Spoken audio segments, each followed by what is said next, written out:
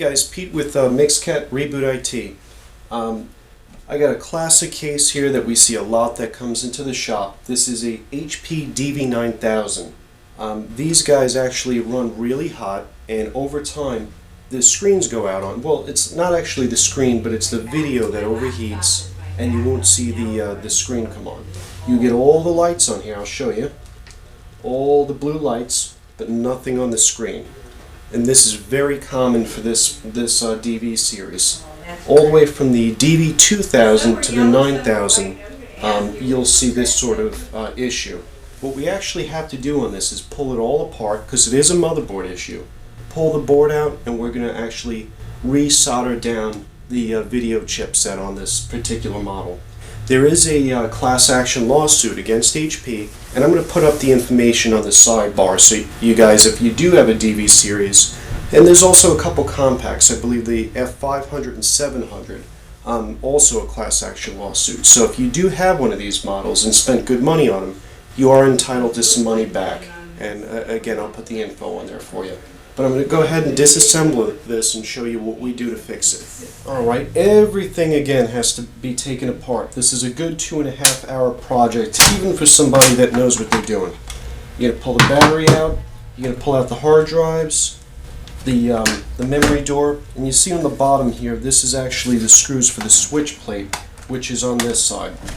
So after you get the screws off, the switch plate pops up, and then you can get at the keyboard, and it's pretty easy from there on out.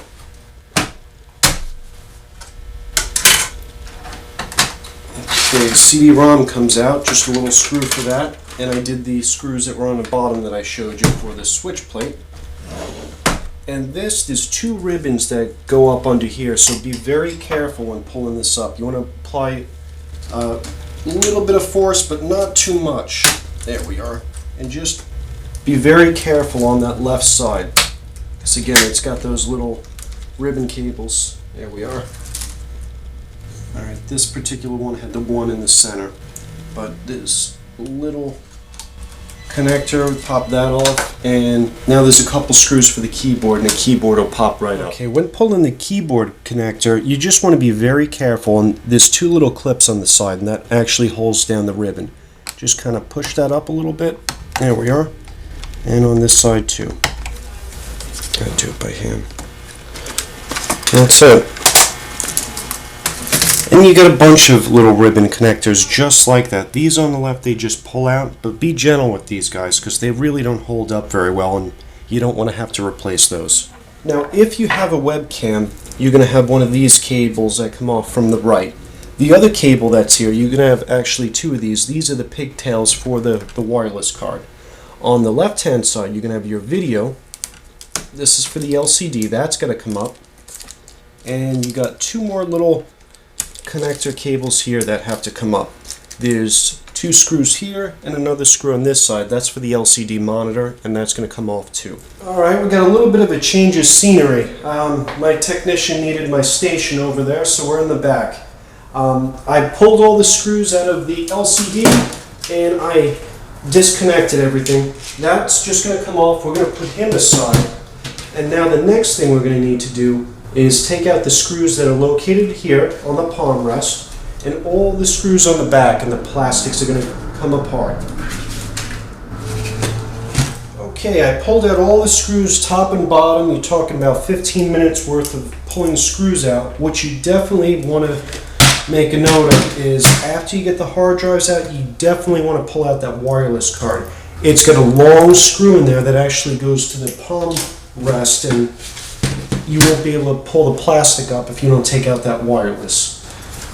This kind of, you're going to be a little forceful, but this snaps around the side that has to come out. And again, be careful with these cables. They have double stick tape that goes down to the aluminum pad. There we go. Now we're going to have to unscrew all the screws that hold this motherboard down, and on the side here there's little flathead screws that go into this expansion port. There we go, the expansion port. Hopefully you can see that pretty good. And these got to come out. This is an extension for the CD, and this is where that remote goes in. This has to come out as well, then you'll be able to get to the motherboard and the CPU. Okay, on the right hand side here, I pulled out those 2 screws in this metal plate and a screw here. Also, there's a cable. This cable is going to have to come out the side like that. Then this comes out like so. And we're going to do the same thing with this extension, and it'll give us better access to the board. Okay, we pull out the screw here, and he pops out. Got to remember to put that back in, otherwise your CD-ROM's not going to mount. Okay, here's the wireless switch. We're going to take this ribbon out. That comes out. And right over here for the plugs in the front, it actually has a connector that goes into the board. I put a little screwdriver behind it, and I pull, and it pops right up like that. A couple more screws, and we're going to pop up the board, as well as those flatheads on the side.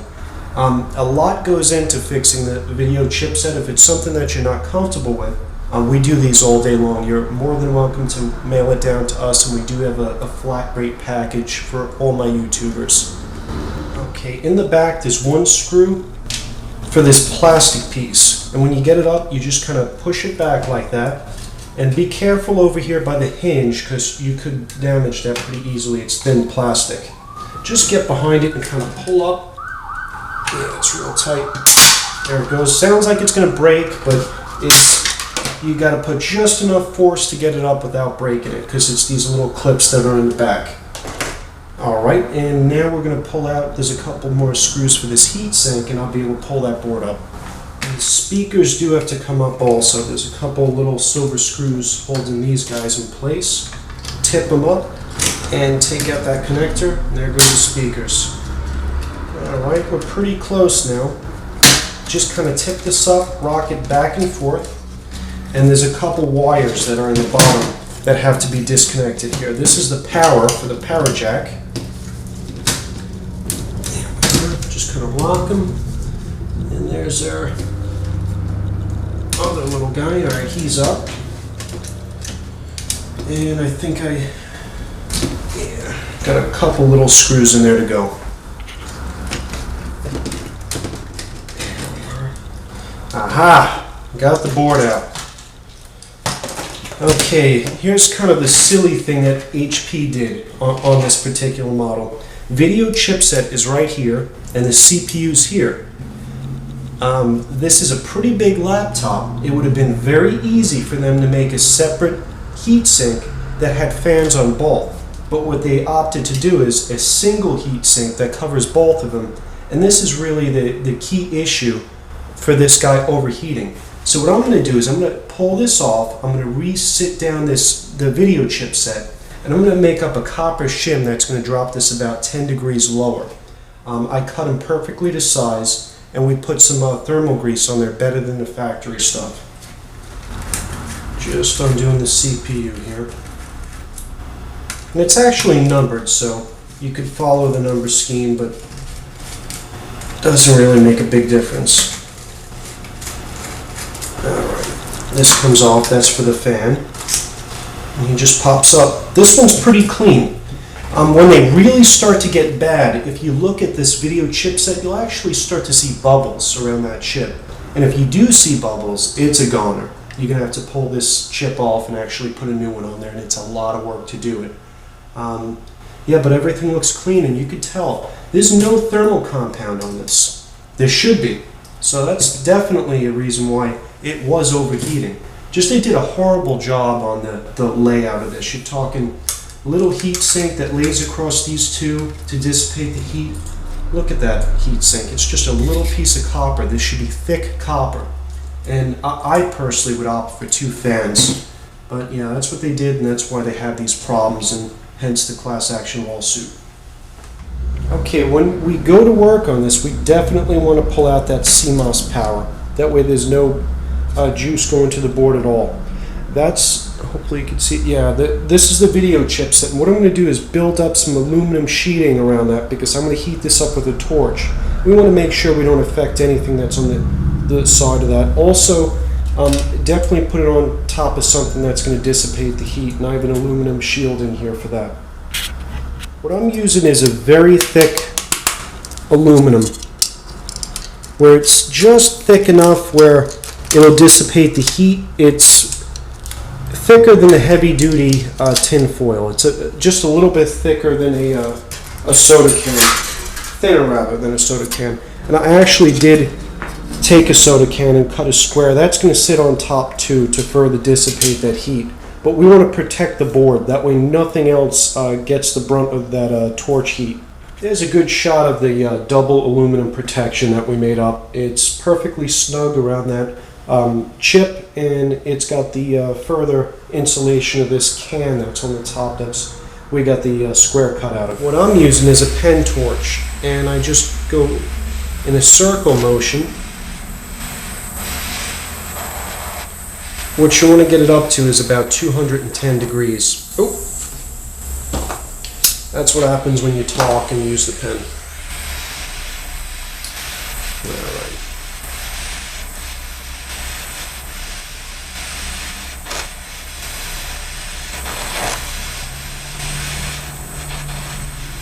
It's about right.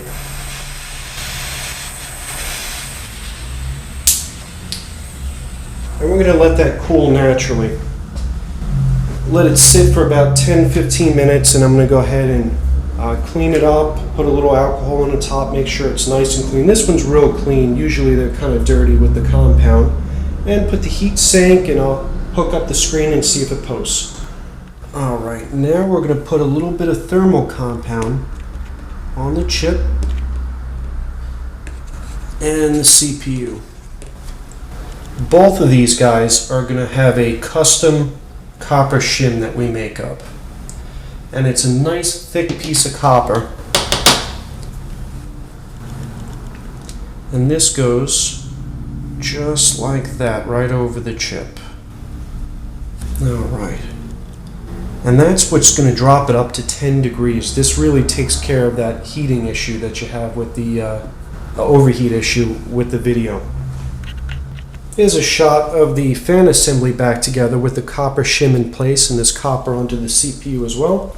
I'm going to flip it over and hook it up to the LCD screen with the battery and hopefully see video.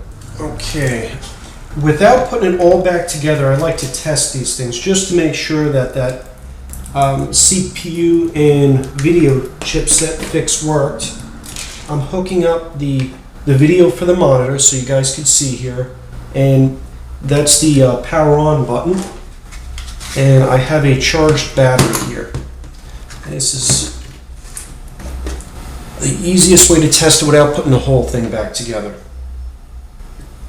Alright, we got blue lights, that's a good sign. Come on. There we go, video. We got a fix. While I have this apart, I'm actually going to pull the fan out. There's a couple screws, 4 screws to pull this apart, just to make sure we have it running perfectly. There's a little double stick tape. Oh, there you go. Look at all the dirt in there. So that's probably why this guy overheated originally, besides the design flaw. So what we're going to do is just take out all this stuff, and you can blow it out with air, or you can use a vacuum on that. I take a wire brush and I just kind of brush that out, but you want to make that nice and clean and put the fan back on. Okay, now you can see that that's all nice and clean in there. I pulled a nice big chunk of dirt out of there. Now for the fun part, we're going to put it all back together. So do exactly what I did, taking it apart, just the other way around. And I don't want to see any extra screws laying around. I'll be back with you guys in a couple minutes. Alright, starting to look like something again. Alright. It's just a lot of screws that go into this. It's relatively hard. If you've done a DC jack before, then you might want to attempt this. If you haven't done a DC jack and you're not good with a torch, you're not going to want to heat up that chip. If you go a little too hot, you will crack that chip, and it's pretty easy to do. What you didn't see in the background, we were actually running a thermal scanner. That way we could see the exact temperature of the chip. You want to get it to about 210, and that's about the flow point of the solder. There we go. Alright, And now we're going to put on the LCD. Yeah, I do it the old-fashioned way with the screwdriver. I like to feel the tension on each of the screws. That way it don't get stripped out by a driver. The electric ones tend to over-torque. So yeah, I do it the old-fashioned way. There we go. Okay, here go the speakers. Can't forget those.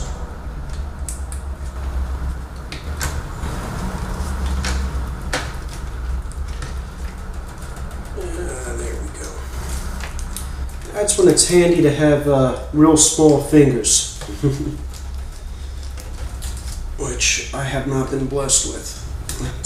That's fine. We make do. And just remember to retrace all these wires just how they were. Again, these were the wireless pigtails. That's going to go across here like that and through the board. Keyboard.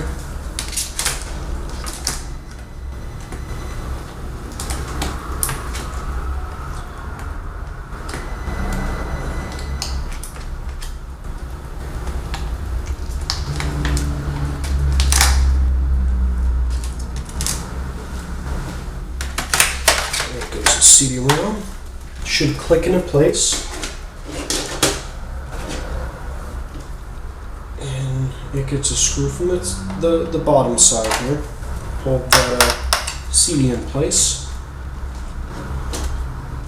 Okay, there's our hard drive, network card. We got to put in the wireless card. Excuse me. Pick this up. That goes in there with the long screws. We're almost there. Okay, before I put all the screws in the bottom, we're going to test out a couple things just to make sure we're still in good shape. You're going to want to see, plugging your charger, you want to see that purple ring show up. Okay, so we know we're getting juice there and it's hitting the board. And now we're going to test out the video to make sure everything's seated okay and we're in good shape.